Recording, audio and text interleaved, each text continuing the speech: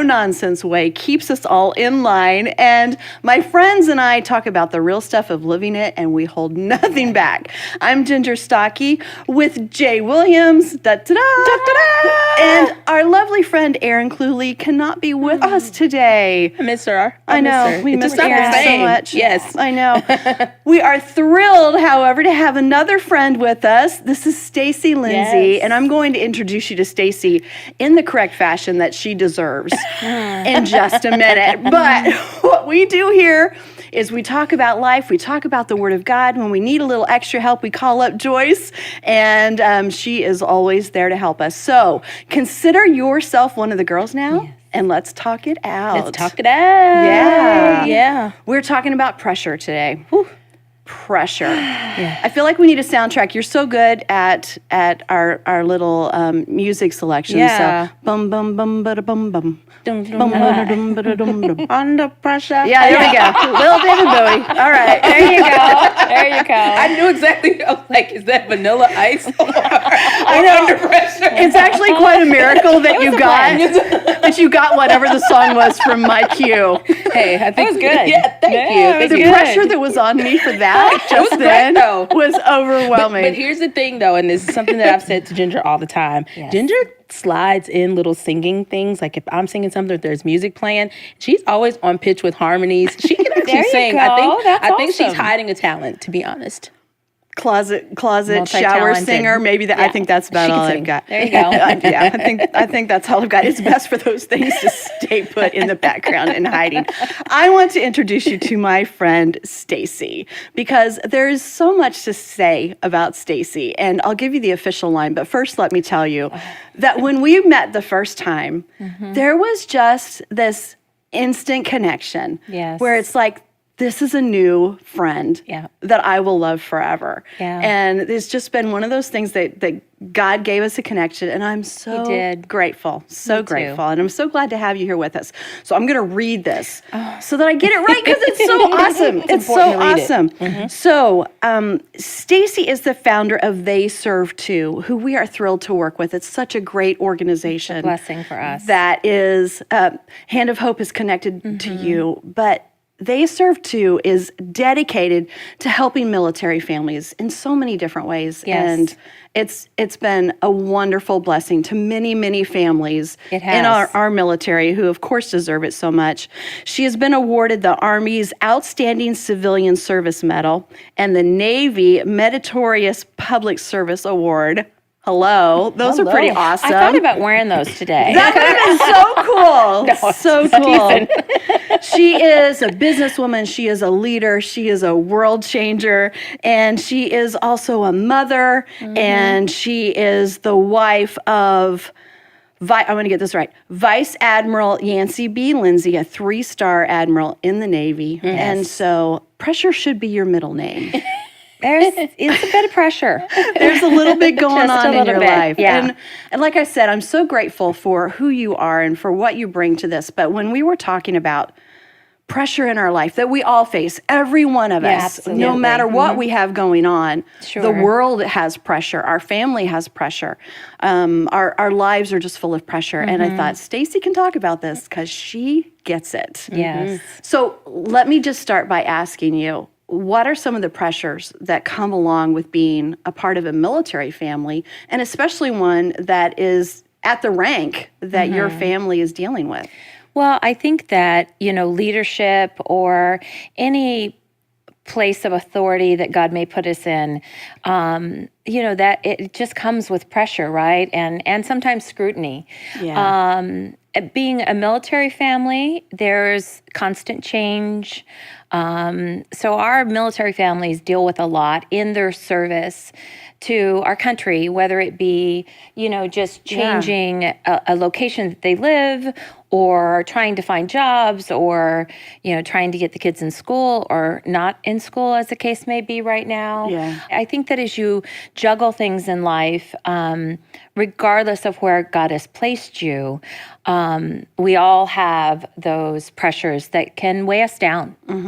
They sure can. And when you mentioned scrutiny, I mean, let's just talk about that a little bit, because when you are at the level of a 3-star general, it's not just scrutiny on the general, it affects or an admiral. Excuse me, I know better because my daughter's in the Navy, and she would be so ashamed, so ashamed. Like, Oh my goodness! I'll be getting. Oh, my phone's already ringing. But it's not just scrutiny for him. It's pressure that affects the entire family. It has to. It does. It does. And it's hard because I think, okay, well, yes, he has this position, and yes, it's the calling that God has placed on our lives. Yeah. But I try to understand that, life is just pressures, and that I can't take that position or the place that we're in right now too seriously, right? Because it's really easy in roles that we have in life that we just take that on too much. Yeah. And so I find that I have to check myself and go, this is because of this role. Yeah. This is because of this current experience.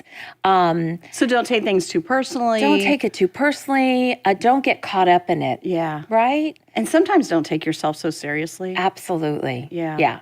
Yeah, exactly. We got to learn to sort of laugh at our circumstances, right? Yeah. Because pressure it's like a pressure cooker. So you've got a few options when you're under intense pressure or scrutiny. Am I going to explode, or am I going to, let off that steam a little bit? Yeah. Laughter's a great way to do that. You guys are both leaders. Your husband, of course, is a leader.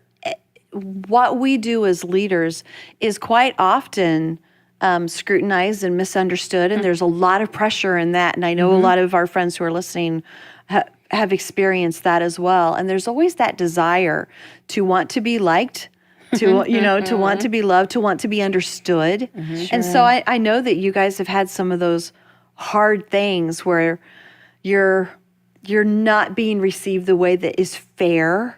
That's one of those words that we're not, especially when our girls were young, we were not allowed to use the F word at our house. We were not allowed to say, that's not fair. Right. Yeah. That was our F word. Yeah. And it's hard when you feel that way, when whatever is happening, and it may be very public, it's just not fair. That's not what really happened. And so those are the times that there's nothing we can do about it. We just have to give it to God and ask him to help us through it. I find that it's, we're just girls that want everybody to love us, right? Yeah. We want to be liked. I want everyone to think I'm fabulous, even on my bad days.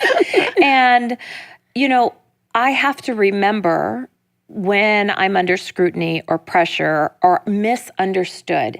That's a really hard one for me. I'm like, please, that's not my heart. Yeah. Don't misunderstand me. Yeah. But it happens. And it happens wherever you are in life. And I have to remind myself that I don't play to any other audience, that I have an audience of one. Yeah. And that's something that's so important to me, Yeah. It's just our human nature to get caught up in fairness or what's being thought about us or said about us or how we're being perceived. And I can't spend time and energy on it. I don't know about y'all, but I don't have any extra energy for that. I have been guilty of being pressured because there are so many pressures in society for leadership, period. But then being a woman in leadership, there'd be a Black woman in leadership like that in itself. There's a lot of pressure. Yeah. And so I have had to really modify the way that I communicate things because I do, I've heard people say, like, if you want people to understand what you mean, don't say it mean, and you know what I mean? That's a pressure, especially like I get titled as an angry Black woman all the time. So I'm like, I have to make sure that I'm saying things that my actions line up with my intentions. And so there are times that I have to be very intentional with how I communicate things, especially in the positions of leadership that I've been in. Right. Because there are pressures out here that of course I have to rely on the Lord and trust that the Lord will, help convey what my heart is really trying to Sure. say. But I have a question for Yes. you. Being in the military, I don't know much about military families, but just from the outside looking in, I would just assume that you'd have to be pretty like flexible and adaptable to change. For me, I like knowing where I'm going to be the next year even. Like I like that. But like, Exactly. how was that for you? And have you always been someone that's been pretty flexible? I wouldn't say I've been someone that's always been pretty flexible. I like order. I like to have things like planned out and sort of dialed in. I am spontaneous, so that has helped me in our military life. I sort of have used a term for years called Semper Gumby. So kind of always flexible, right? Okay. Because, and that's military, it's kind of a Semper Fi. And then Semper Gumby. our little Gumby. I think it's cute. I just want to get a little Gumby and put him in like a Marine uniform, But we have to be flexible. So early on in our journey, when I got frustrated, I've told family and tried to explain to them, someone that doesn't have this life, that I can't even buy theater tickets, I mean, we like theater. But I can't plan that way. And so I had to really surrender a big part of me wanting to have everything figured out.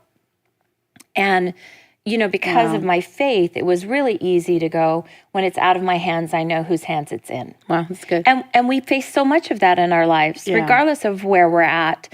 It's just so much is out of our hands. So much is out of our hands right now. And I have to know that even though kind of the control freak in me would like to make all the decisions and know how it was all going to work out, I have to release that and know that I don't need to be in charge. Yeah. That's so good. That couldn't have been an easy lesson along the way, though. No, and it's a daily lesson sometimes still, Yeah. We have to remind ourselves. It's a good lesson to have, especially like what you're saying, like right now in the circumstances of the world, the situation of the world today, the condition of the world today, is to understand that pressure can be relieved and released if we understand who actually holds the present and the future. If we know who controls it all. And so that's just a good lesson to have. And I think it's so important to recognize when we're surrendering that, whose hands we're surrendering to. I mean, we need to understand the Father heart of God. So that was work I did as a young woman.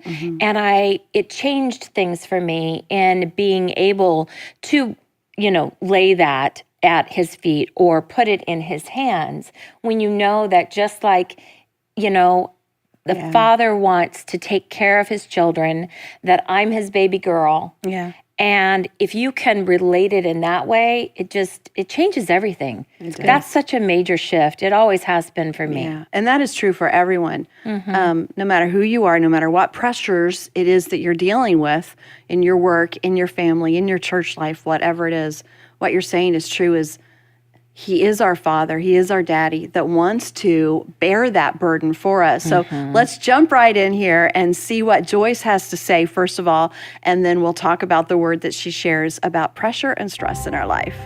Stress is caused by what's going on inside of us rather than what's going on around us. Well, if I didn't have this problem, and if I didn't have that problem, and if I didn't have that problem, can I tell you something as lovingly as I know how to? Some of you, if you didn't have one problem, you would create one.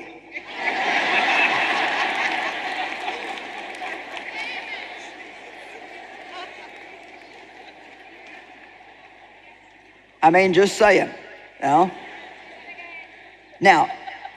there's some things that we have, and we need to face the fact that we have them and stop praying for things that we already have. So in John 14:27, Jesus said, "Peace I leave with you." He left it. It's here.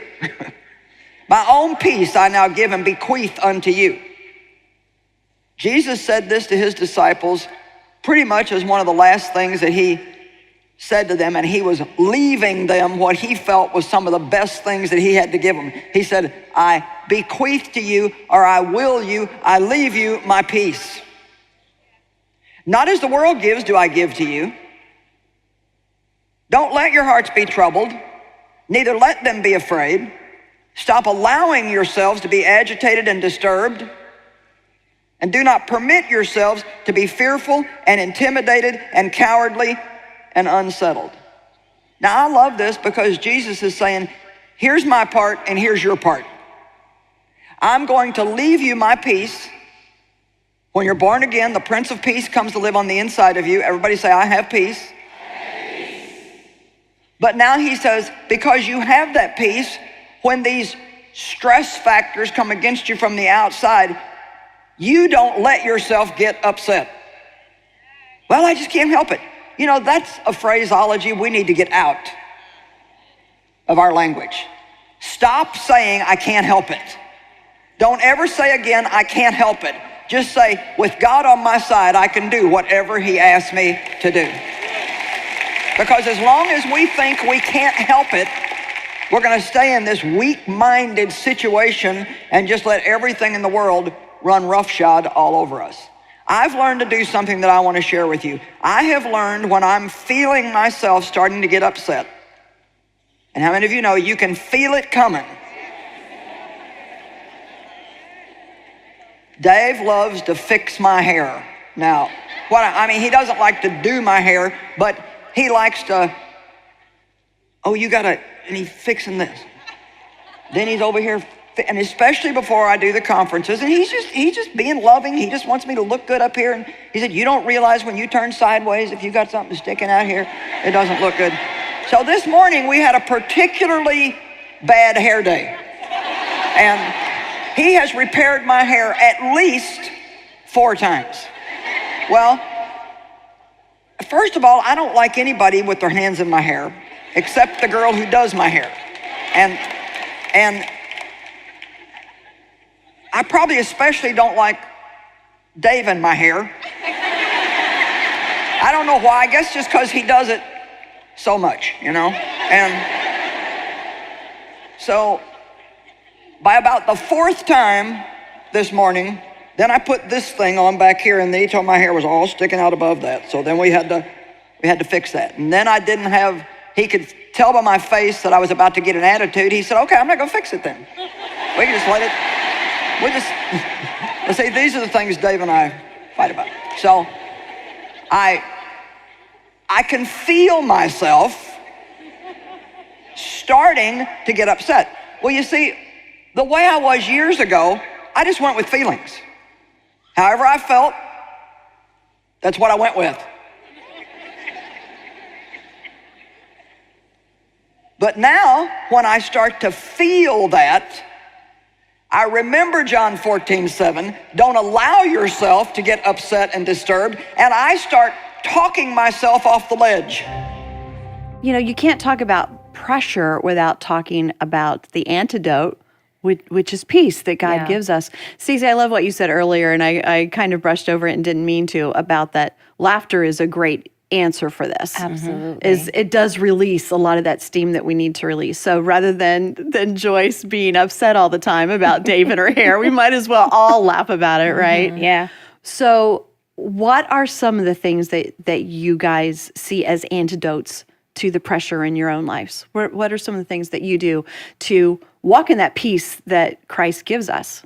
Yeah, one of the main things is declaring the word over me, because I've realized that because a lot of things have stayed in my, like I used to allow things to stay in my head a lot, you know, and then that's when anxiety kicks in. You could feel it. And then even if I thought it was good and I would pray at night, and then in the morning, I would sleep well, but then in the morning I could just feel that pressure. Sometimes I would physically feel it on me, like and I would just feel like I have 2 choices, either succumb to that feeling or speak the word over it. You know, and speak the truth over it. So I those believe, are the choices. Yeah. So my choice is to actually declare, you know, what God says about the situation, and declare that the peace of God, let the peace of God rule my heart, you know, and that He'll give me the peace that surpasses all understanding. So just start declaring those things, because it's easy to forget those things when you're feeling the pressure, because it's like, oh, I'm overwhelmed, I don't know what to do. But you have to choose to speak those things. And so even to the point where I've even put, and we've talked about it before on the show, where I've put Post-it notes, like even on my on the bathroom mirror, like just to remind Wherever you need 'em, wherever, yeah. like on the mirror, on the refrigerator, wherever I'm feeling pressure or wherever I know, because here's the thing that I had to realize, that Satan, he doesn't have any new tricks. Like it's the same stuff. Like he's using the same stuff, and we have that advantage to know that he's been playing these same games for thousands and thousands of years. And so we can use the word of God as our cheat sheet to say, oh, I already know that you can be overcome if I do this. And so now knowing that, I can like plan and strategize to say like, hey, I don't have to succumb to this pressure. I can speak the word. I can speak the truth over myself. So that's how I do it. I mean, of course, laughter too, but speaking it and declaring it, like declaring the truth helps me. That's great. So good. Yeah. I love too that you put things up. I will do that from time to time. I remember going through a challenging point in my life, and just inspirational scriptures and things that were really speaking to what I needed right then. I actually, like kitchen cabinet, bathroom mirror, I at one point had something taped to the outside of my shower. I wanted to just be able to visually always see where my focus needed to be. Yeah. And, you know, it may sound silly, but I remember when our girls were young, I did a thing, you know, kids will throw tantrums, right? So I did a thing that I would call the art of distraction. And I would just try to find a way to draw their attention from something else. And, you know, as silly as it may sound, we need to sometimes draw our attention from that which is stealing our peace, right? And for me, worship music is one of my go-tos. I just need to turn on something that instantly lowers my blood pressure. You know, I'm a type A girl. I can spin up pretty easily, unfortunately. And so I have to find that place that draws me back, that is my distraction, and then just sets my mind where it needs to be set. That's so good. Yeah. You talk about being type A, and this isn't an answer for everyone. It kind of depends on where your personality lies. But one thing that God really taught me was to say the words, it doesn't matter. I can be so focused on all of the details that I think are so important, and all of the things that I want to be just right, and that I want to help everybody else make just right in their own life, you know? And those words, it doesn't matter, were such a relief for me, because there were two things. First of all, it was that everything is not in my control anyway. Yeah. And the second part of that is everything is in God's control. So I can safely say it doesn't matter, because I'm laying it in the hands of someone who has a much better handle on it than I ever will anyway. Yeah. And so there were many of those things that you begin to feel this pressure, and you have to ask yourself, because some things do matter and some things don't as much. How important is this? Does this matter as much as it feels to me like it does right now? Or is it something that I can completely let go of? Or is it something that I do need to pray and be active and work through? Is it something that I can lay in God's hands and know that He's telling me I don't need to do anything right now?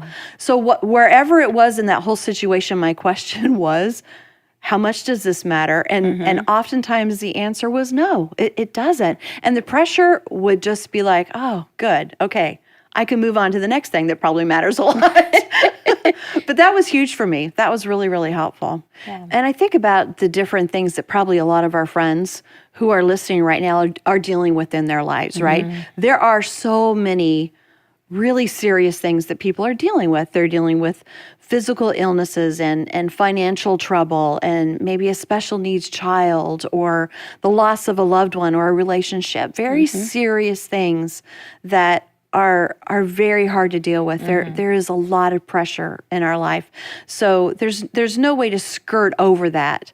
Life is hard, but in knowing that God does walk with us through everything, and to ask ourselves those questions: how much pressure am I putting on myself? Because I know I'm really good at that. Adding to it, when instead of, I know God wants to release a little bit of it, and I just keep pulling it back.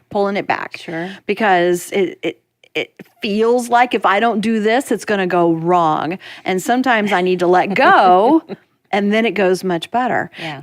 Tell me a little bit, Stacy. You've had so many personal issues in your family in this past year. It's been a rough one for you. It's been hard. In the last 2 years, I've lost my mom.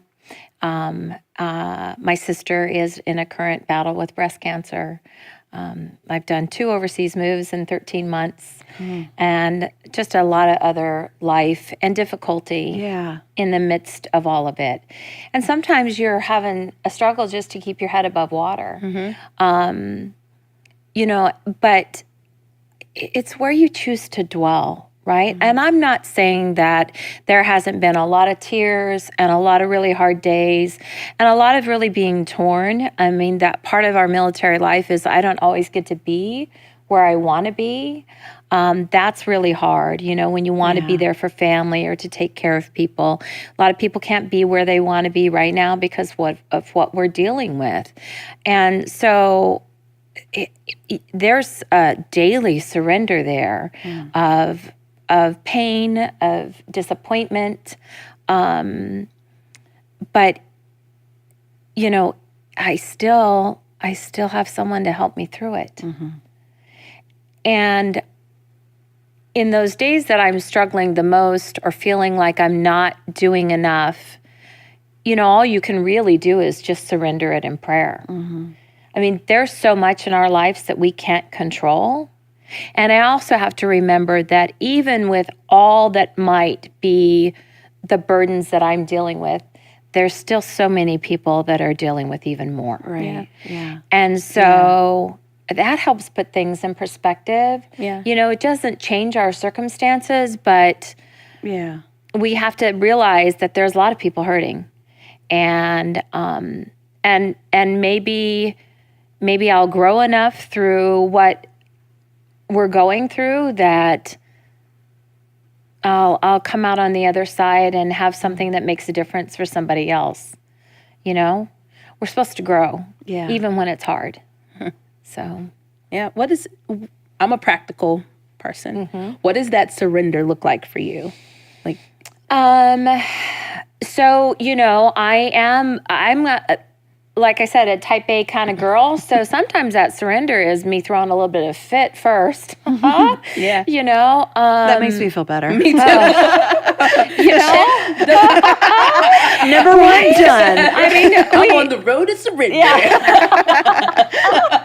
I got that out of my system. So sometimes it's just going, God, this isn't fair. And I'm not happy. Yeah. Like, I'm not liking this. This isn't, but fair is relative, isn't it? Yeah. I think that we have to remember to get to that surrender that it gets back to it's all in His hands. And those days where I'm frustrated or hurt or angry or stressed and just feeling the weight and the pressure of it all, I have to go, you know what, Lord, it's not me, it's you. I don't have to carry this burden. Yeah. And I am your daughter. That daddy's girl thing is a big deal. And that's something that I find that I always want to encourage people to really grasp is who they are in Christ and what that father heart is like. And if we can relate that in that loving, always be there. Yeah. I read something recently when someone said, if your child woke up from a nightmare in the middle of the night and they started hollering and you were running from your room to theirs, the whole time you were running to the room, you'd be like, baby, I'm on my way. I've got it. I'm almost there. Yeah. That's what God does for us. Yeah. That's my Father. He's always running to me. Yeah. It doesn't matter if I've fallen down and skinned my knee or if I'm in the worst nightmare of my life. He's running for me. Yeah. That's So a beautiful way to look at it. Yeah. That's really good. I remember those nightmares for my kids in the middle of the night, and you just hear a scream. And as a parent, your heart, you are instantly awake, and your heart is just like this, and you are doing everything you can to get to that door to make sure everything's okay and do what you can. Yes. So I love that example of that's how God responds to us when we cry out to him. He has that same response to get to us. And if we feel that way as human parents, yeah, so much more. so much more. Yeah. That makes it, if you do that surrender over and over again, and you place yourself in that mindset, it's really easily automatic to go, okay, wait. For me to check myself and go, wait, I know better. I know how to respond. Yeah. Yeah. Because I know how he's responding. Yeah. Well, we do have some help for everyone who's listening. We love to give our friends some free resources that will just help you as you're studying these topics and really help us understand who God is and what the Word says about what we're studying. And so everything that we're listening to and talking about from Joyce is from what we are offering you for your free offer today. So don't forget that when we say a free offer, a free resource, we absolutely mean it. So go for it. Yeah, who doesn't, right? Yeah. This is called mental and emotional overload. Yeah. Who hasn't been there? Right. Mental and emotional overload. Yeah. So you can go to joycemeyer.org/talkitout and download it for free. And like I said, that's what we're listening to little clips of that today. So let's take one more listen and see what Joyce has to say. Now, another thing that you have is Jesus. Amen. And in Matthew 11:28, he says, come to me, come to me, come to me, come here, come and let me talk to you. Come to me, all you who labor and are heavy laden and overburdened, and I will cause you to rest. I will ease and relieve and refresh your souls. Don't you love that? I feel better just reading it. Matthew 11:29, take my yoke upon you and learn of me. First of all, he says, come to me and I'll take care of this problem. Well, we love that part. Yes. Make this all go away. I mean, people were so enthusiastic on Thursday night when I said what I was going to teach on. I mean, this place just erupted in joy. But you know what? They got a little quieter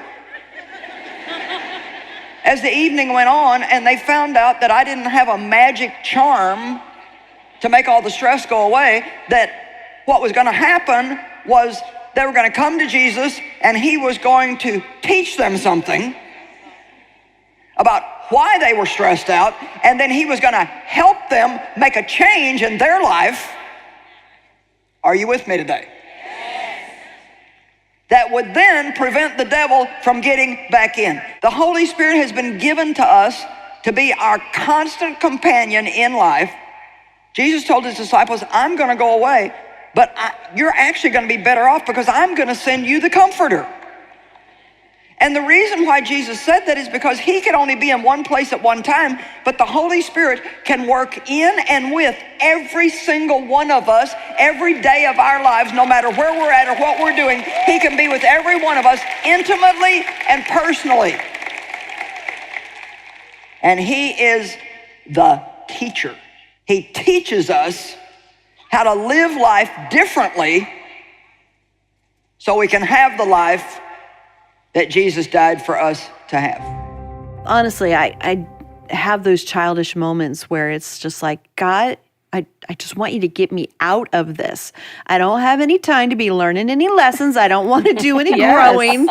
I don't want to help anybody else. You know, how terrible is that? But that's what pressure does to you sometimes. But when you think about it, a real father,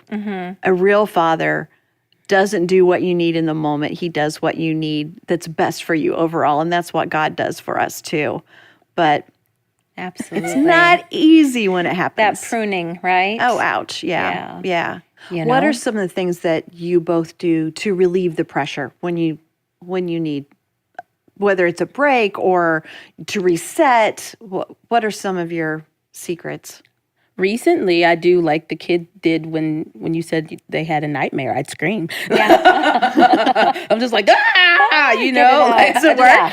It does. Yeah. Like, I mean, I don't do it often, but I mean, this year I've had to relieve some pressure. And honestly, a funny story, I did something the other day, or last night actually, that caused me to have a migraine today. To relieve some pressure, I went to a kickboxing class. But I mean, I'm just trying, exercise does You needed help. to pound on some I needed things to, and get some exercise. yes, I needed to, like, I'm using this season to really try to work on me physically. And so now that I've realized that there's nothing I can do about some of these situations, Right. but pause and learn from them, that I have to shift my attention and redirect that energy and redirect that focus on something that I can control. And that is watching what I eat, watching how much doing more activities, and so that's something that I do, and realizing that I can't allow the pressures of life, especially those things that we can't control. You can't control if you lose a loved one. You can't control if you get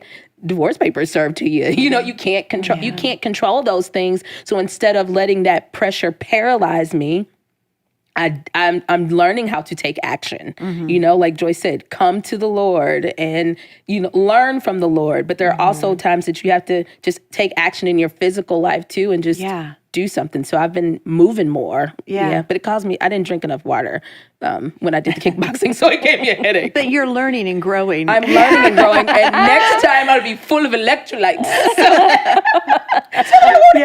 A migraine the day after. There you go. No, me too. That's really important for me, is the physical activity of releasing some of that pressure, and whether it's hiking or just getting a great walk in, because that's also wonderful time with God in prayer. Absolutely. And so you kind of get double duty that way. Yeah. I get that time in where physically I'm exerting some of that energy that I need to get rid of. It's good for me physically, and I'm just listening to the Father. I'm not talking the whole time. That is huge when it comes to the pressures in our life. Sometimes we try to deal with it by talking, whether it's to our friends, to even to God. We talk so much in prayer, which is a good thing. Please pray. Yeah. But sometimes we have to be quiet enough to listen so that He can talk to us. So that walking time is really great for me for that. I think that's so important. I think that self-care and just finding those moments of those few things that will recenter you, right? For me, nature, totally. Even if I'm just going outside and, sitting in a chair outside in the sunshine for a few minutes. My dog helps me just take a couple deep breaths. I know when I need to take a break. I think we need practical ways, and we need to think about, okay, what is going to give me just that mental, emotional little bit of a break? Because if you can't remove yourself from a situation and you're carrying all this pressure, you lose perspective. True. Yeah. And for me, especially just going outside and taking a deep breath, that's really very, it's a way for me to refocus where I need to be focused. Another thing that I like to do is I light a candle. And I also... little aromatherapy. Yeah, a little aromatherapy with some essential oils, There you go. But I also, because I'm a worship leader, so I sing all the time, and I listen to cadences, I listen to lyrics, and sometimes I can get in my head and cause pressure with that. So a lot, for me, sometimes it's lighting a candle and turning on some ambient music that doesn't have any lyrics. That's sometimes for me, because I'm pretty much allergic to outside and to dogs. So both of your things, could perhaps really hurt me. Added pressure. My dog's hyperallergenic. I'm just saying. But I do enjoy just like lighting a candle and sometimes just turning on some instrumental music. I hear God a lot, really clearly when I do things like that, when it's not just, it's because sometimes I need to turn even the worship music off, because that's someone else's writing to God. And sometimes I need to just talk to Him myself and hear from Him, from what He's saying to me in that moment too. Great suggestions. Yeah. Really good. Well, Joyce has one more really good example for us in this next clip about someone in the Bible who kept his hope, which is really a key to defeating pressure, right? To have peace, we have to have hope, even in times of pressure. So let's see what she has to say. We are hedged in and pressed on every side, troubled and oppressed in every way. but not cramped or crushed. We suffer embarrassments and we're perplexed and unable to find a way out, but we are not driven to despair. So Paul had serious stressors in his life, and yet he said, we're still full of hope. When they were in jail at midnight, they were still singing. And it was such a witness to the jailer that he ended up getting saved. Do you know, when you maintain peace and joy in the midst of really difficult situations in your life, it is a witness to other people. I think it's one of the greatest witnesses that we have to other people if we can remain stable in difficult times. The Message Bible of 1 Corinthians 10:13 says, no test or temptation that comes your way is beyond the course of what others have had to face. And all you need to remember is that God will never let you down. He'll never let you be pushed past your limit. He'll always be there to help you come through it. Everybody say, something good's gonna happen to me. So many great scriptures and holding on to those promises. You know, don't just overlook, don't glaze over something. The fact that God gives you peace in the midst of your pressure is huge. And we can say, you know, yeah, I've heard that all my life. Sure. It's totally different when you experience it. Psalm 118:5 says, out of my distress, I called on the Lord. It's that little child screaming out at night. The Lord answered me and set me free. So it's not even just, I felt a little bit better. He set me free. Yeah. And that's where we can be. And I love this so much. This is letting pressure make you better instead of worse. And this is a verse, James 1:3-6, and I love the way that this one is written. It says, you know that under pressure, your faith life is forced into the open, and it shows its true colors. Pressure does that to us, right? So don't try to get out of anything prematurely. Let it do its work so you become mature and well-developed, not deficient in any way. Let it do its work. That's hard stuff. If you don't know what you're doing, pray to the Father. He loves to help. You'll get his help and won't be condescended to when you ask for it. Ask so good. boldly, believingly, without a second thought. People who worry their prayers are like wind-whipped waves. We've all worried our prayers, right? Oh, yeah. So I love this. It's the hard stuff. It's the hard stuff of walking through it and letting God perfect us, right? Shape that diamond with the pressure that's in our life. But this is the good stuff. This is the stuff that down the road we're like, wow, I'm so glad I'm here and not there. Yeah, it's so good. And I just thought about also in Isaiah 54, how it just talks about no weapon formed against me will prosper. Yeah. And so there that scripture in itself just tells me too, like, there will be weapons formed against me. Yes. It's going to happen. Pressure's going to come. Yeah. Pressure's going to come, but the hope in the fact that it will not prosper, like, that gives me hope to know that no matter what comes against me, no matter, you know, how I feel in the moment when that pressure is applied, I know that God is working something through me and teaching me something, but I know that it won't prosper. It cannot win. Like, that's a Absolutely. hope that I have. Yeah. Well, and just to even not have that, sometimes we need to have that on repeat, right, in our lives, just over and over and over again, because the pressure's intense. But we have a world that needs to see us firmly footed and withstanding the storm. I think there's so many great little tidbits in what we've been talking about today, you know, to make sure that you are focusing as much as you possibly can on you and God, that relationship right there. People matter so much, but they can also put pressure on you. You can put pressure on yourself, and you've got to be able to peel all that away and say, it's me and God. What do we need to do? What does he say about who I am? What does he want me to glean from this? How can I come out of it better? And so I think there's been some great advice. And again, we invite you to pick up that free resource. Everything you were hearing from Joyce today is in there. It's a free audio teaching, and I think that you will love it, called Mental and Emotional Overload. Go to joycemeyer.org/talkitout to get that for free. Also, while you're there, you can sign up for our free email friends list. We would love to have you join us as one of our friends, and you'll get some of those special added bonuses, behind the scenes fun stuff, and you'll find out when new episodes are coming out. And please subscribe to the podcast. Tell your friends about it. Let's have as many people joining us as possible, because it's just more fun to talk with your friends. Yes, It is. Stacy, thank you.